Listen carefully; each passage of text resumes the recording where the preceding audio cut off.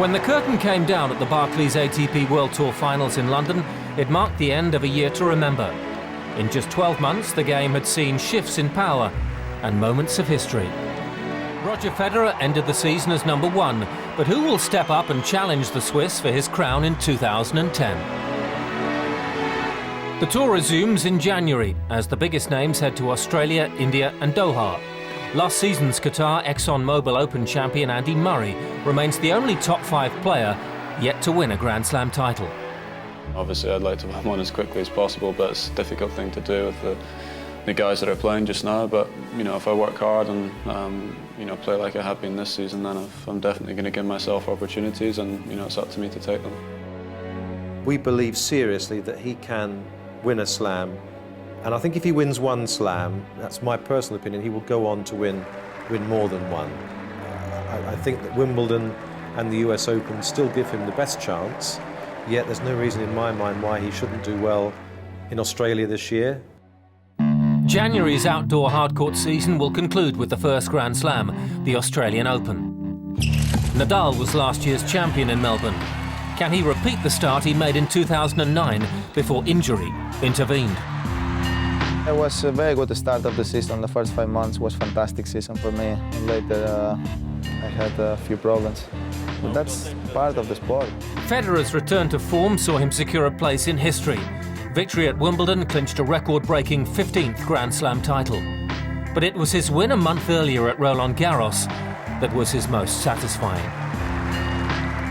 By getting the French Open title, the one that's sort of always eluded me, has been an amazing sort of a dream come true for me at the very end, obviously, after being so many times in the finals, and then right away 1 month later to get number 15 and also playing so well, you know, before and after those 2 majors has been really a key run for me, you know, to get to #1 and hopefully to stay it as well, and you know, stay in contention for #1 for, you know, still many years to come.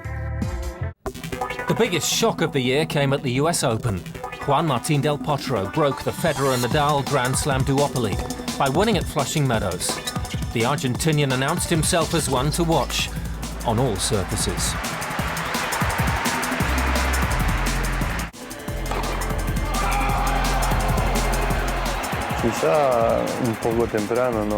I didn't expect to win a Grand Slam at the age of 20, but I knew I had a chance of achieving a good result, and that I would have a chance, and that chance would only depend on me, like that day in the final. And that's useful for me in the future, to know that I can go for bigger things, and that's wonderful.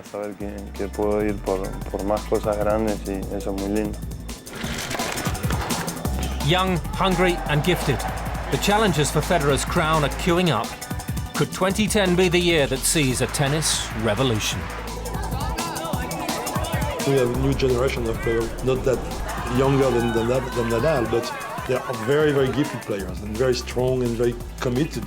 And I feel we have 4 and 5 people now who are really committed to be at the top of the game, and that's very interesting.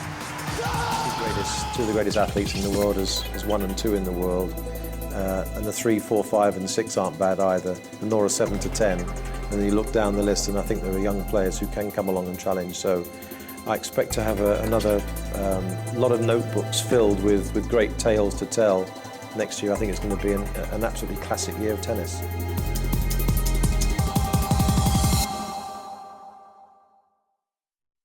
And we're back in January for all the big stories uncovered as the road to London resumes. Meanwhile, log on to atpworldtour.com for your 24/7 news. See you in the new year.